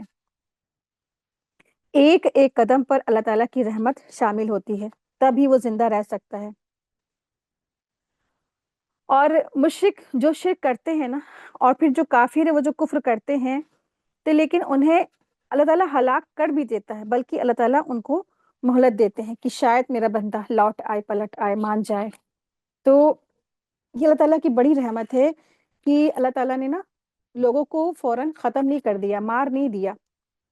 اللہ تعالیٰ نے لوگوں کو وقت دیا ہے، مہلت دی ہے، واعظ و نصیحت اور ڈرانے کے بعد بھی انہیں 3 اصول یعنی کائنات کی ابتدا، اسے دوبارہ زندہ کرنا اور انبیاء کی نبوت ثابت کرنے پر دلیل قائم کی ہے۔ نبی کریم صلی اللہ علیہ وسلم کو حکم دیا گیا کہ آپ کافروں سے پوچھئے کہ آسمان اور زمین کا مالک کون ہے، اور اس کا سوال کا مقصد ڈانٹ اور پھٹکار ہے۔ اس سوال کا مقصد ڈانٹ اور پھٹکار ہے، ٹھیک ہے۔ تو پھر اللہ تعالیٰ نے آپ کو حکم دیا کہ آپ خود ہی جواب دے دیجئے کہ اللہ کے علاوہ اور کون ہو سکتا ہے۔ یہ بھی کہہ دیا گیا کہ اللہ تعالیٰ اپنے بندوں پر رحم کرتے ہیں، توبہ اور استغفار کو قبول فرماتے ہیں، اور سزا دینے میں جلدی نہیں کرتے ہیں۔ اس صفت رحمت کا تقاضا یہ ہے کہ اللہ تعالیٰ انہیں دنیا میں مہلت دے گا اور انہیں بالکل ختم نہیں کرے گا، لیکن قیامت کے دن ان سب کو اکٹھا کرے گا اور ان کے کرتوتوں پر ان کا محاسبہ کرے گا۔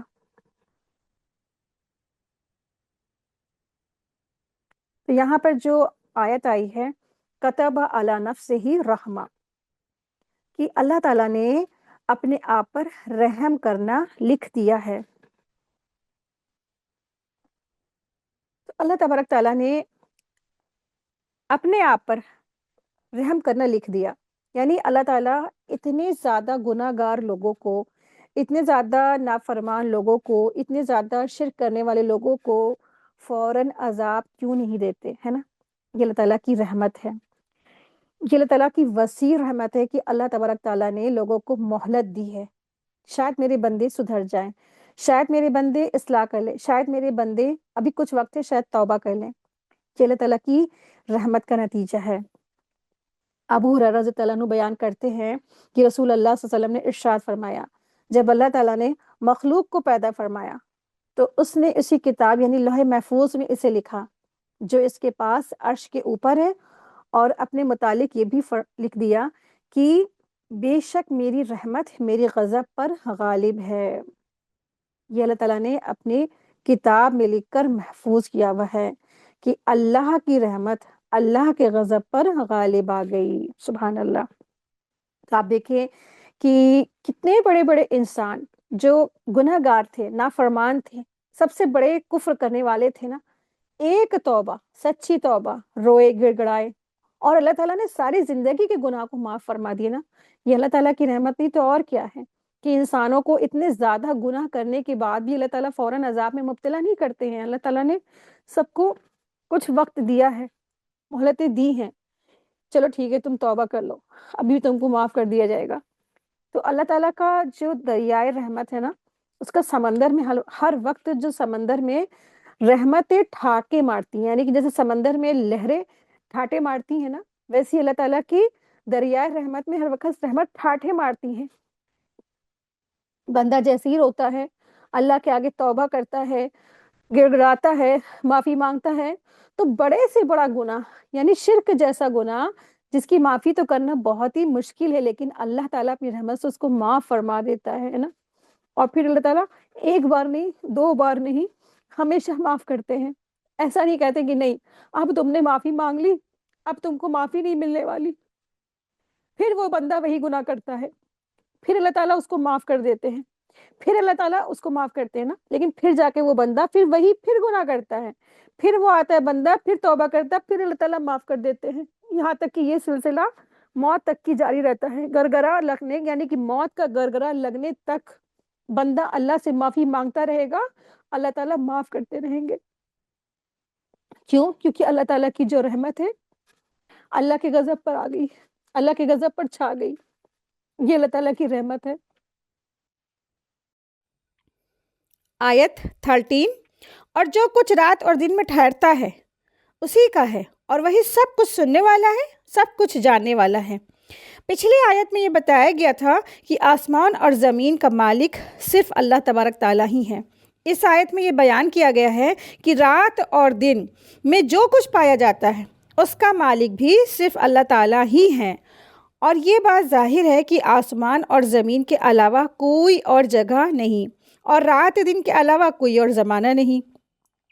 اس سے یہ بات بالکل صاف ہو گئی کہ زمانہ اور اس میں موجود تمام چیزوں کا مالک اللہ تعالیٰ ہی ہے، اور زمانہ اور اس میں واقع ہونے والے تمام حادثات کا مالک بھی اللہ تعالیٰ ہی ہے، اور اللہ تعالیٰ ہی ہر چیز کو سنتے ہیں، جانتے ہیں، اور اللہ تعالیٰ سے کوئی بھی بات چھپی ہوئی نہیں ہے۔ آیت 14 دیکھیں، اللہ تعالیٰ ارشاد فرما رہے ہیں، آپ کہہ دیجئے کہ کیا میں اللہ کے سوا کسی اور کو اپنا دوست بناؤں اور مولا بنا لوں، حالانکہ وہی آسمان اور زمین کو پیدا کرنے والا ہے اور وہی کھلاتا ہے، اسے کوئی کھلانے والا نہیں ہے۔ آپ کہہ دیجئے کہ مجھے یہ حکم دیا گیا ہے کہ میں سب سے پہلا مسلمان بنوں، اور مجھ سے یہ بھی کہا گیا ہے کہ تم ہرگز مشرکوں میں سے نہ ہونا۔ دراصل مکہ کے جو مشرکین تھے نا، وہ نبی صلی اللہ علیہ وسلم سے بار بار یہ مطالبہ کر رہے تھے کہ آپ ہمارے بتوں کو مان لیں، یا کم سے کم کچھ وقت کے لیے ہماری عبادت کے طریقے کو قبول کر لیں، تاکہ ہم بھی آپ کی بات مان لیں۔ اور کبھی وہ سمجھوتے کی بات پیشکش کرتے تھے، یا کبھی کہتے تھے کہ آپ بھی ہمارے بتوں کی تعظیم کر دیجئے، اور کبھی یہ پیشکش رکھتے تھے کہ ہم 1 سال آپ کے رب کی عبادت کریں گے، بس آپ بھی کیا ہے، آپ 1 سال ہمارے بتوں کی عبادت کر لیں۔ اس پر اللہ تبارک تعالیٰ نے رسول اللہ صلی اللہ علیہ وسلم کو بالکل صاف جواب دینے کا حکم دیا، تاکہ توحید میں کسی بھی قسم کا سمجھوتا نہ رہے۔ اسی لیے اللہ تبارک تعالیٰ نے یہ آیت نازل فرمائی، قُلْ اغیر اللہ اتخذ ولیٰ، یعنی آپ کہہ دیجئے کہ کیا میں اللہ کے سوا کسی اور کو اپنا دوست اور مولا بنا لوں، حالانکہ وہی آسمان اور زمین کو پیدا کرنے والا ہے، اور وہی کھلاتا ہے، اور اسے کوئی کھلانے والا نہیں۔ الہ ہونے کی سب سے بڑی پہچان یہ ہے کہ وہ کسی کا محتاج نہ ہو۔ جو کسی کا محتاج ہو، چاہے وہ کھانے کا ہو، چاہے وہ لوگوں کا ہو، چاہے مدد کا ہو یا سہارے کا ہو، وہ الہ ہو ہی نہیں سکتا۔ اللہ تعالیٰ کے حقیقی الہ ہونے کی پہلی پہچان یہ ہے کہ پوری کائنات کو اسی نے پیدا کیا ہے۔ آسمان، زمین، سورج، چاند، ہوا، پانی، انسان، جانور، یہ سب اللہ تعالیٰ کی بنائی ہوئی مخلوقات ہے۔ اس کائنات کو پیدا کرنے میں کسی بت کا کوئی حصہ نہیں ہے، کسی دیوتا کی کوئی مدد نہیں ہے، اور کسی انسان یا فرشتے کی کوئی ساجھیداری نہیں ہے۔ اسی لیے جو خود کسی چیز کو پیدا کرنے کی قدرت نہیں رکھ سکتا، وہ الہ ہونے کا حقدار ہو ہی نہیں سکتا۔ اللہ تعالیٰ کے حقیقی الہ ہونے کی دوسری پہچان یہ ہے کہ وہ سب کو کھلاتا ہے، مگر خود کسی سے کچھ نہیں کھاتا۔ جو کھاتا ہے اسے بھوک لگتی ہے، اور جسے بھوک لگتی ہے وہ محتاج ہوتا ہے، اور جو محتاج جو ہوتا ہے وہ کبھی الہ ہو ہی نہیں سکتا۔ اللہ تعالیٰ کو نہ بھوک لگتی ہے اور نہ کھانے کی ضرورت ہے، اس لیے اللہ تعالیٰ ہی حقیقی الہ ہے۔ اللہ تعالیٰ سب کو کھلاتے ہیں، اللہ تعالیٰ سب کو کھانا کھلاتے ہیں، اور صرف روٹی تک کی یہ چیز محدود نہیں ہے، بلکہ زندگی بھی اللہ تعالیٰ دیتے ہیں، سانسیں دیتے ہیں، صحت دیتے ہیں، عقل دیتے ہیں، اور رزق کے تمام ذرائع عطا فرماتے ہیں، راستے پیدا کرتے ہیں، یہاں تک کہ کھانے کی طاقت بھی اللہ تعالیٰ ہی دیتے ہیں۔ اس طرح دنیا کا ہر انسان، چاہے وہ امیر ہو چاہے غریب ہو، اللہ تعالیٰ کا ہی محتاج ہے۔ اس کے مقابلے میں جن لوگوں کو مشرکوں نے اپنا معبود بنا رکھا تھا، وہ خود محتاج ہے۔ آپ دیکھیں کہ فرعون اس وقت اپنے آپ کو کہتا تھا نا کہ میں خدا ہوں، خدا ہونے کا دعویٰ کرتا تھا، تو اس کے جو لوگ تھے اس سے وہ ٹیکس اور نذرانے اس سے وہ لیتا تھا، یعنی کہ اپنے عوام سے وہ لوگوں سے ٹیکس اور نذرانے لیتا تھا۔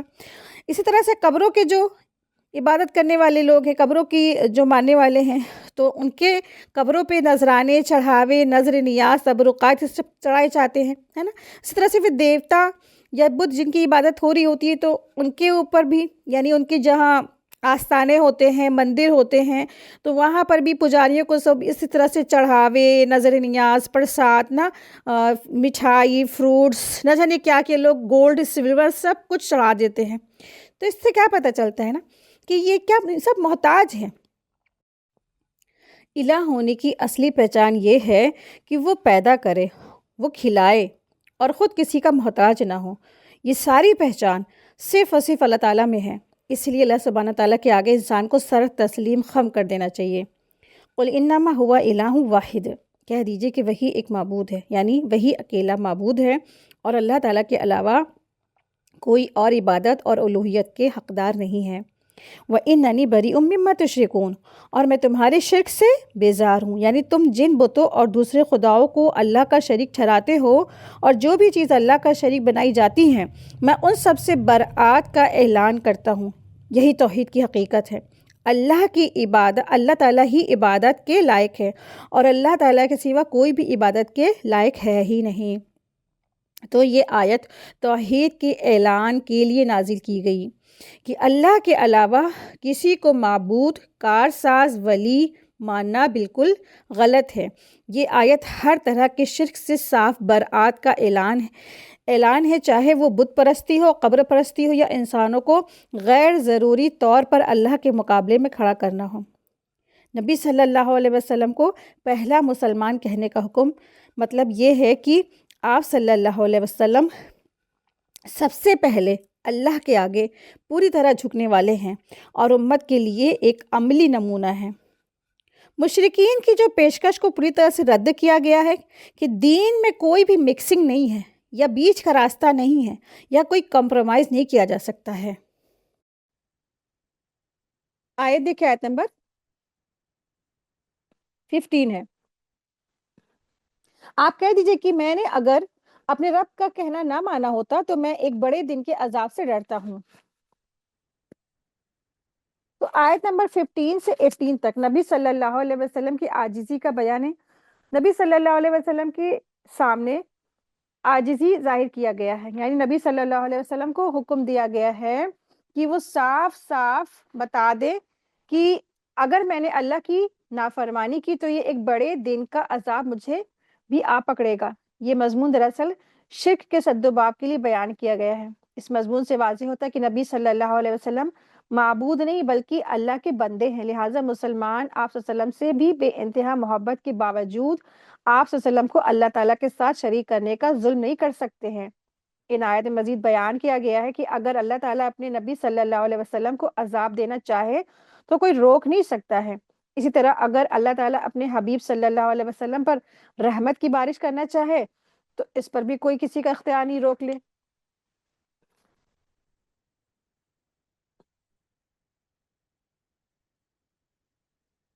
تو یہاں پر فرمایا کہ آپ کہہ دیجئے کہ میں اگر اپنے رب کا کہنا نہ مانوں نا تو میں ایک بڑے دن کے عذاب سے ڈرتا ہوں۔ رسول اللہ صلی اللہ علیہ وسلم کی ذات سے اللہ تعالیٰ کی نافرمانی ہونا امپاسبل ہے، ناممکن ہے۔ دراصل اس سے نا یہ دوسروں لوگوں کو تنبیہ اور تمہید کے طور پر کہا گیا ہے۔ اگر رسول اللہ صلی اللہ علیہ وسلم بھی اللہ کی نافرمانی کرتے تو قیامت کے دن اس سے بھی وہ باس پرس ہو سکتی تھی۔ پھر بھی دوسرے لوگ اپنا انجام خود سوچ لے کہ ان کا کیا حشر ہونے والا ہے۔ یعنی اللہ تعالیٰ فرمانا چاہ رہے ہیں کہ اگر رسول اللہ صلی اللہ علیہ وسلم ایسی کوئی شرک کرتے، شرک کی طرف دعوت دیتے نا، تو ایسا خود رسول اللہ صلی اللہ علیہ وسلم کرتے تو پھر آپ صلی اللہ علیہ وسلم کے ساتھ بھی کیا ہے، کچھ بھی معاملہ ہو سکتا تھا، سختی ہو سکتی تھی اور حساب لیا جا سکتا تھا۔ تو جب اتنے بڑے رحمت للعالمین خاتم الانبیاء ہے ان کے بارے میں بات کی جا رہی ہے تو پھر آپ سوچیں ایک معمولی انسان، گناہگار انسان، اگر وہ تو یہ سب کام کر ہی رہا ہے نا، اس کا اپنا کیا کام ہوگا، اس کا کیا اپنا حال ہوگا نا۔ تو بہت زیادہ محتاط رہے، اپنی اصلاح کرنی چاہیے انسان کو کہ ہمیں کبھی بھی فل کانفیڈنس ہو کے یہ نہیں سوچنا چاہیے کہ ہماری تو نا شفاعت ہو جائے گی، آپ صلی اللہ علیہ وسلم ہم جہنم میں گر رہے ہوں گے، ہمارا ہاتھ پکڑیں گے آپ صلی اللہ علیہ وسلم اور ہم کو بچا لیں گے نا۔ اس وجہ سے آج بہت سارے لوگ اتنا زیادہ گناہ میں ملوث ہو کے گناہ گار گمراہ ہو گئے ہیں کہ جس کی انتہا نہیں ہے۔ تو کبھی بھی یہ نہیں سوچنا چاہیے، ہر انسان کو اپنے اپنے اعمال کی حساب کتاب اس کو دینی ہے، اپنی اپنی اس کو عمل کی جزا ملنی ہے۔ تو جب رسول اللہ صلی اللہ علیہ وسلم اتنی بڑی شخصیت ہے، اگر وہ کچھ ایسا ان سے ہوتا تو ان کی جب پکڑ ہو سکتی ہے، تو ہم تو معمولی انسان ہیں نا۔ تو انسان کو چاہیے کہ اپنے جو ہے نا اپنی خود تیاری کرے، نہ کہ آپ صلی اللہ علیہ وسلم یہ سمجھ لے کہ آپ صلی اللہ علیہ وسلم ہماری شفاعت کرا لیں گے۔ شفاعت تو آپ صلی اللہ علیہ وسلم تب کرا سکیں گے نا جب انسان خود توحید پر ہوگا، جب اس نے شرک نہیں کیا ہوگا۔ اگر کسی شخص نے شرک کیا اور شرک کی حالت میں وہ فوت ہو گیا تو خود رسول اللہ صلی اللہ علیہ وسلم بھی اس کی شفاعت نہیں کرا سکتے۔ اور ہمارے سامنے دلیل موجود ہے، کیونکہ ان کے جو چچا تھے نا ابو طالب، ساری زندگی آپ صلی اللہ علیہ وسلم کا ساتھ دیا، پرورش کی، پالا پوسا، لیکن آخری لفظ کلمہ نہ پڑھ سکے، آخری وقت میں کلمہ نہیں پڑھ سکے، تو ان کا انجام کیا ہوگا؟ جہنم میں سب سے ہلکا ان کو عذاب دیا جائے گا، ان کو آگ کے جوتے پہنا دیے جائیں گے۔ کیوں؟ ان کا دیکھیں بھتیجا ہونا، آپ صلی اللہ علیہ وسلم کا بھتیجے ہوئے نا، ان کے ابو طالب کے بھتیجے ہوئے، آپ صلی اللہ علیہ وسلم کے ابو طالب چچا ہوئے، لیکن کوئی فائدہ نہیں، کوئی نفع نہیں، اور ان کو اس کا سخت سخت ان کا عذاب دیا جائے گا۔ آیت 16 دیکھیں، اللہ تعالیٰ ارشاد فرما رہے ہیں، جس شخص سے اس روز وہ عذاب ہٹا دیا جائے تو اس پر اللہ تعالیٰ نے بڑا رحم کیا، اور یہ سری کامیابی ہے۔ یعنی جنت میں اعلیٰ درجات تو دور کی بات ہے، اگر کوئی شخص نا اس دن جہنم کے عذاب سے نجات بھی پا جائے تو سمجھ لینا چاہیے کہ اس نے بڑی کامیابی حاصل کی ہے، اور اللہ تعالیٰ نے اس پر اپنا خاص فضل و کرم کیا ہے۔ تو یہ ہے سب سے بڑی کامیابی کہ انسان نا جہاں آگ کی، جہنم کی آگ سے وہ بچ جائے، جہنم کی آگ سے بچ کر وہ سلامت رہا، تو یہ کامیابی بہت بڑی کامیابی ہے، یوم عظیم، یعنی جو ہے نا بڑے دن میں، یعنی اللہ تعالیٰ کی رحمتیں تو بے شمار ہیں۔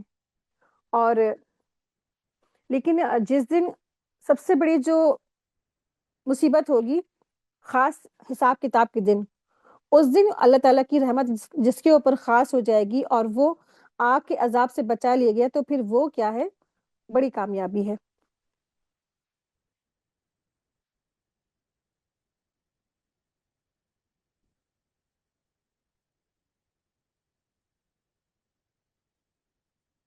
اللہ تعالیٰ کی رحمتیں تو بے شمار ہے، لیکن سب سے بڑی رحمت اور سب سے بڑا نمایاں جو کامیابی یہ ہے کہ انسان آخرت کے عذاب سے بچ جائے اور جنت میں داخل کر دیا جائے، کیونکہ نا دنیا کی نعمتیں بھی وقتی ہیں اور مصیبتیں بھی وقتی ہیں، لیکن آخرت کی نعمتیں اور مصیبتیں کبھی نہ ختم ہونے والی ہیں۔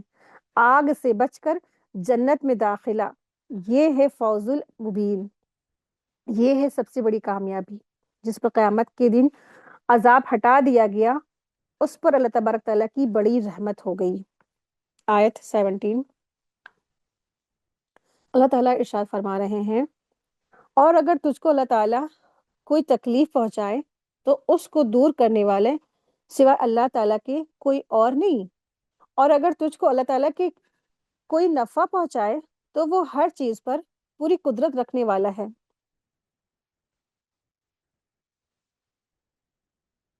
اس آیت سے شرک کی جڑ کاٹ دی جاتی، کیونکہ نا جس انسان کا عقیدہ پختہ ہو جاتا ہے کہ دکھ دور تو کرنے والا اور فائدہ پہنچانے والا صرف اور صرف اللہ تعالیٰ ہے، اللہ تعالیٰ وحدہ لا شریک ہے، تو وہ کسی دوسرے کو کیوں پکارے گا یا اس کی نظر نیاز کیوں مانے گا؟ اس کے کیے گئے جو اس کے جو آگے جو چیز آ جائے گی تو پھر اس کے آگے یعنی کہ اسلام کے آگے وہ سر تسلیم خم کر دے گا، تو پھر ایسے لوگوں کو پھر وہ نہیں پکارے گا نا۔ وہ اس سے پتہ چلتا ہے کہ انسان اگر اس آیت پہ یقین کر لے، اعتماد کر لے، تو پھر انسان کے جو شرک کرتے ہیں نا، تو شرک کی ساری ساری جڑ سے ختم ہو جائے گی شرک۔ انسان جب بھی شرک کرتا ہے نا تو انہی دو باتوں کی خاطر وہ شرک کرتا ہے، ایک فائدہ حاصل کرنے کی وجہ سے، اور دوسرا یہ کہ مصیبت دور کرنے کی وجہ سے۔ اگر ان دونوں باتوں کا مالک اور مختار اللہ کو ہی سمجھ لے گا انسان، تو اس سے شرک کی ضرورت پیش ہی نہیں آئے گی۔ تو بہت ہی جامع آیات ہے، اس میں شرک کی نفی ہو جاتی ہے، کیونکہ لوگ اپنے فائدے حاصل کرنے کے لیے اوروں کے درگاہوں، آستانوں، دروازوں پر جاتے ہیں، کیونکہ سب کچھ دینے والا تو اللہ تعالیٰ ہے۔ اس سے پھر انسان کی جو شرک ختم ہو جاتا ہے، اور پھر اپنے یا تو پھر مصیبتوں کو دور کرنے کے لیے دوسروں کے آستانوں پہ جاتے ہیں۔ کوئی مصیبت آ گئی، کوئی پریشانی آ گئی، کوئی بیماری آ گئی، کوئی مصیبت آ گئی، لاسز ہو گیا، بزنس لاسز ہو گیا، یا روزی میں کوئی لاسز ہو گیا، یا گھر میں کچھ لاس ہو گیا، یا زندگی میں کچھ لاس ہو گیا، تو پھر چلے دوسروں کے آستانے، دوسروں کے دروازے کھٹکھٹانے نا۔ لیکن جب معلوم ہو جائے گا کہ سب کچھ اللہ تعالیٰ ہی کے اختیارات میں ہے، اگر یہ مصیبت آئی ہے تو اس میں بھی اللہ تعالیٰ کی خاص حکمت اور رحمت ہے، اور اللہ تعالیٰ ہی چاہے تو اس کو دور دور کر دینے والا ہے نا، تو پھر انسان غیر اللہ کے آستانے میں بالکل جائے گا نہیں، سوال ہی نہیں اٹھتا ہے۔ آیت دیکھیں، آیت نمبر 18 ہے، اور وہی اللہ اپنے بندوں کے اوپر غالب ہے، برتر ہے، اور وہی بڑی حکمت والا اور پوری خبر رکھنے والا ہے۔ یعنی کوئی شخص غلبہ، اقتدار سے اللہ تعالیٰ کی بچ نہیں سکتا ہے، نکل نہیں سکتا ہے، بھاگ نہیں سکتا ہے، لہٰذا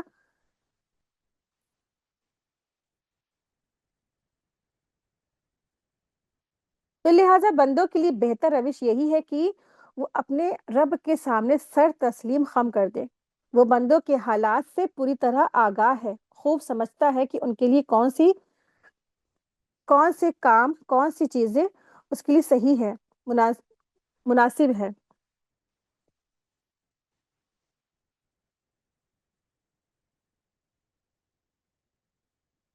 آیت 19 ہے، اللہ تعالیٰ ارشاد فرما رہے ہیں،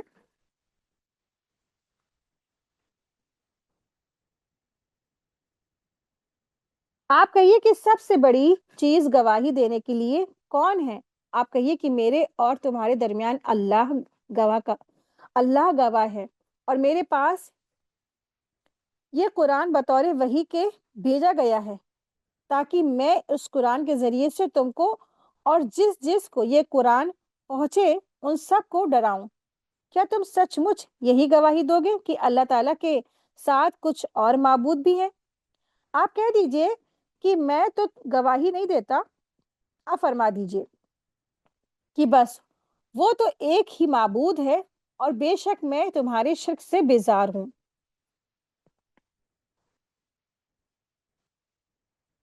یعنی اللہ تبارک تعالیٰ ہی اپنی وحدانیت اور اپنی ربوبیت کا سب سے بڑا گواہ ہے، اس سے بڑھ کر کوئی گواہ نہیں ہے۔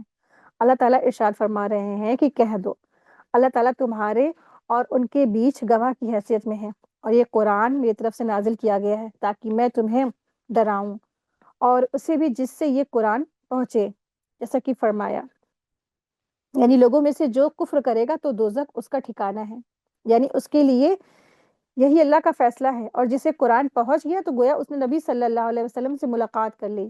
نبی صلی اللہ علیہ وسلم نے فرمایا، جس تک میرا قرآن پہنچ گیا گویا میں نے اسے خود تبلیغ کر دی۔ نبی صلی اللہ علیہ وسلم نے فرمایا، اللہ کی آیتیں دوسروں تک پہنچاؤ۔ جس کو کتاب اللہ کی کوئی آیت پہنچ گئی تو اللہ کا حکم اس سے پہنچ گیا۔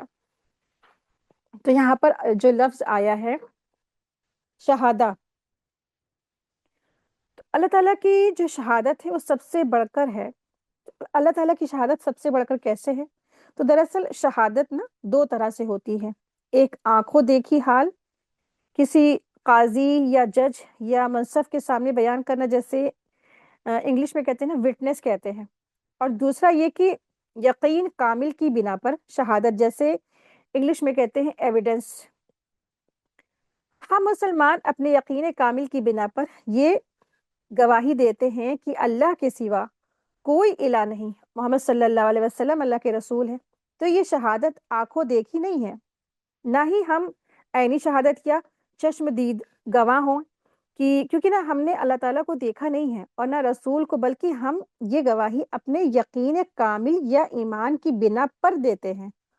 اور اللہ تعالیٰ کی گواہی اس لحاظ سے سب سے بڑھ کر سچی ہے کہ اس میں شہادت کے دونوں پہلو پائے جاتے ہیں۔ وہ چونکہ ہر جگہ حاضر اور ناظر ہے، اس لحاظ سے یہ آنکھوں دیکھی شہادت ہے۔ پھر وہ کائنات کی ایک ایک چیز کا خالق اور مالک، اور اس کا امر بھی اسی لحاظ سے جیسا کہ یقین کامل بالکل حقیقی علم کسی کو نہیں ہو سکتا۔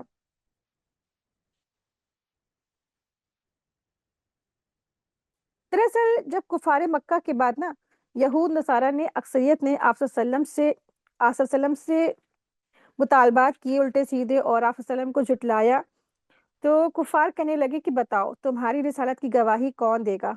तब ये आयत नाजिल हुई, यानी अल्लाह मेरे और तुम्हारे दरमियान इस बात पर गवाह है कि मैं फिलवाक़े अल्लाह का रसूल हूँ और जो कुछ कह रहा हूँ उसी के हुक्म से कह रहा हूँ।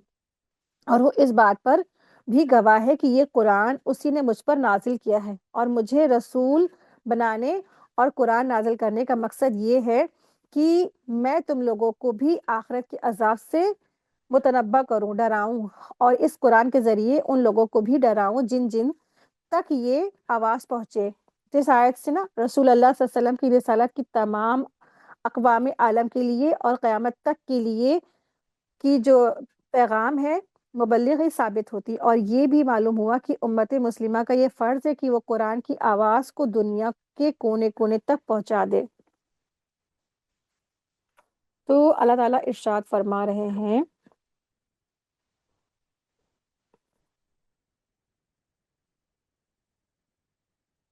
कुलिल्लाहु शहीदुम बैनी व बैनकुम, कि आप कह दीजिए कि अल्लाह की गवाही है कि मैं अल्लाह अल्लाह ताला गवाह है कि मैं अल्लाह का रसूल हूँ, लिहाजा अब मजीद किसी गवाही की जरूरत नहीं है।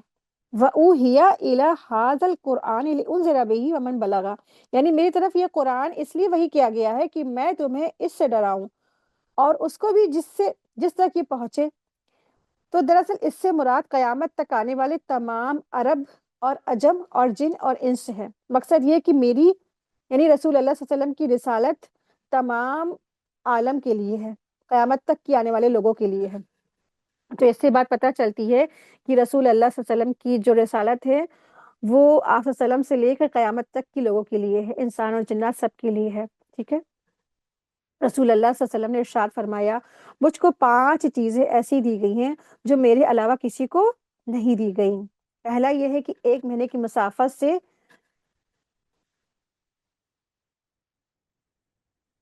1 महीने की मुसाफत से रौब के साथ मेरी मदद की गई है। दूसरा ये कि सारी ज़मीन मेरे लिए मस्जिद और पाकी की लायक बना दी गई है कि जहाँ चाहे नमाज का वक्त आ जाए, मेरी उम्मत के लिए हर फर्द के लिए वही नमाज जायज़ है। तीसरा ये कि मेरे लिए गनीमतें हलाल कर दी गई हैं जो मुझसे पहले किसी के लिए हलाल नहीं की गई। चौथा ये कि मैं तमाम मखलूक के लिए रसूल बनाकर भेजा गया हूँ। पांचवा ये और मुझे सिफारिश का इख्तियार दिया गया है और मुझे सिफारिश का इख्तियार दिया गया है जो मैं क़यामत के दिन अल्लाह के हुक्म से करूँगा।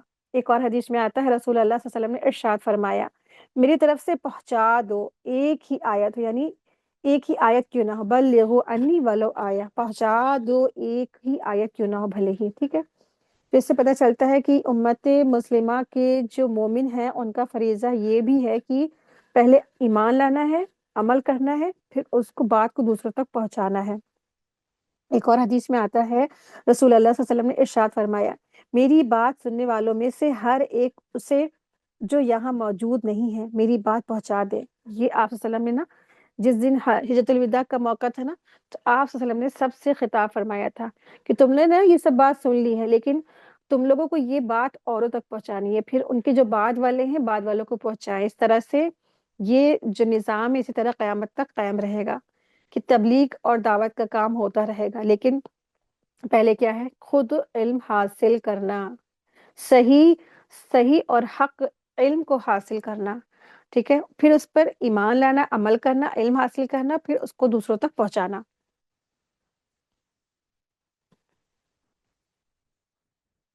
इन्नकुम लतशहदून अन्ना मअल्लाहि आलिहतन उखरा कुल ला अशहदु कुल इन्नमा हुवा इलाहु वाहिदु इन्ननी बरीउम मिम्मा तुश्रिकून, यानी कुरान में जो मज़कूर तौहीद के वाज़ेह और कतई दलाइल के बावजूद क्या तुम गवाही देते हो कि अल्लाह ताला के साथ कोई और माबूद हो सकता है भला?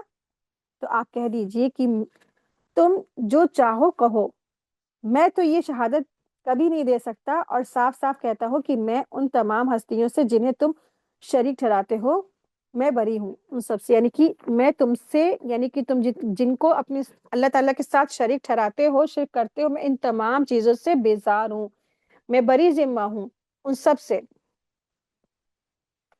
تو دعوت کا کام پہنچا دے، باقی اگر سامنے والا نہیں مانتا ہے، نہیں سنتا ہے، پھر آپ کیا کریں؟ بس کہیں کہ بس میں نے تو اپنا اللہ کا جو پیغام تھا میں نے پہنچا دیا، اب مانو نہ مانو تمہاری مرضی ہے۔ ہم کسی کے دل میں نا اس کا سینہ چاک کر کے اس کے اندر ہدایت نہیں ڈال سکتے ہیں، بس کام کیا ہے؟ پہنچانا۔ دلوں کو نور سے بھرنے والا، ہدایت دینے والا ہمارا رب ہے۔ وہ چاہے تو جس کو چاہے ہدایت دے دے، وہ چاہے تو بہت زیادہ گناہگار شخص کو ہدایت دے دے، جیسے ہندا تھی نا، ہندا کو اللہ تعالیٰ نے ہدایت دی، اس کو ایمان ملا، مسلمان ہوئی، بڑے سے بڑا نافرمان انسان اس کو ہدایت مل جاتی ہے، تو یہ بہت بڑی نعمت ہوتی ہے۔ آیت دیکھیں، آیت نمبر 20 ہے، جن لوگوں کو جن لوگوں کو ہم نے کتاب دی ہے وہ لوگ رسول کو پہچانتے جس طرح وہ اپنے بیٹوں کو پہچانتے ہیں۔ جن لوگوں نے اپنے آپ کو گھاٹے میں ڈالا ہے سو وہ ایمان نہیں لائیں گے۔ یعنی اللہ تعالیٰ فرما رہے ہیں کہ اللہ تعالیٰ فرما رہے اہل کتاب کے بارے میں یہاں پہ اب ذکر ہے کہ جن لوگوں کو اللہ تعالیٰ نے کتاب دی تھی نا، رسول کو پہچانتے تھے، آپ صلی اللہ علیہ وسلم کو پہچانتے تھے، اور وہ ایسے پہچانتے تھے جیسے نا کوئی انسان اپنے بیٹوں کو پہچانتا ہے، لیکن اس کے باوجود انہوں نے حسد کی وجہ سے، رشک کی وجہ سے، اور کیا ہے اپنی جو قوم پرستی کی وجہ سے انہوں نے رسول صلی اللہ علیہ وسلم پر ایمان نہیں لایا کہ بنی اسماعیل میں رسول صلی اللہ علیہ وسلم کیسے آگے، بنی اسرائیل میں کیوں نہیں آئے رسول؟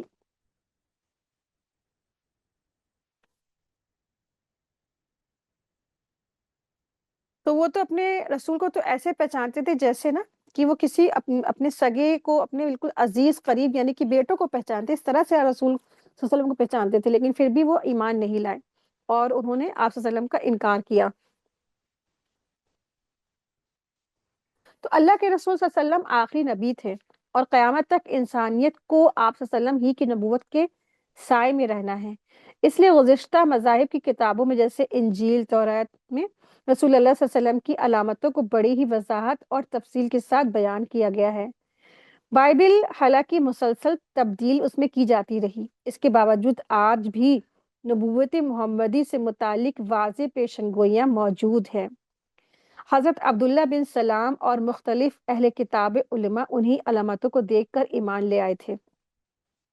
یہودی اور عیسائی مذہب کے علاوہ ہندوؤں کے یہاں جو کتابیں مستند مطلب پائی جاتی ہیں ان کے یہاں ہیں، جیسے ان کے یہاں وید، پران، حیرت انگیزی جو کتاب ہے ان کے یہاں، تو اس میں جو حیرت انگیزی طور پر ان میں بھی رسول اللہ صلی اللہ علیہ وسلم کی واضح بشارتیں موجود ہیں۔ تو یہ جس طرح کسی بچہ کا نا بہت سے بچوں میں مل جلا ہوتا ہے، کھڑا ہوا ہوتا ہے، وہ الگ سے پہچان لے گا جو جس کا وہ بچہ ہوگا، ہے نا؟ اسی طرح جو شخص کتاب الہی کا علم رکھتا ہو وہ الوہیت کو متعلق لوگوں کے بے شمار مختلف عقیدوں اور نظروں کے درمیان بلا کسی شک کے یہ پہچان لیتا ہے کہ حق کیا ہے۔ تو اہل کتاب اپنے بیٹوں کی طرح آپ صلی اللہ علیہ وسلم کو پہچانتے تھے، کیونکہ آپ صلی اللہ علیہ وسلم کی صفات ان کی کتابوں میں بیان کی گئی تھی، اور ان کی صفات کی وجہ سے وہ آپ صلی اللہ علیہ وسلم کے مطلب کہ رسول آخری نبی کے انتظار میں تھے۔ لیکن جب انہوں نے دیکھا کہ یہ ہمارے قوم میں نہیں آئے، بنی اسرائیل میں نہیں آئے، بنی اسماعیل میں آ گئے، تو اسی حسد کی وجہ سے وہ ایمان نہیں لائے، اسی وجہ سے وہ خسارے میں ہو گئے۔ الحمدللہ آج کا ہمارا لیسن مکمل ہوا۔ وآخر دعوانا ان الحمدللہ رب العالمین۔ سبحانک اللہم و بحمدک، اشہد ان لا الہ الا انت، استغفرک و اتوب الیک۔ السلام علیکم ورحمۃ اللہ وبرکاتہ۔ جزاکم اللہ خیرا کثیرا، بارک اللہ فیکم۔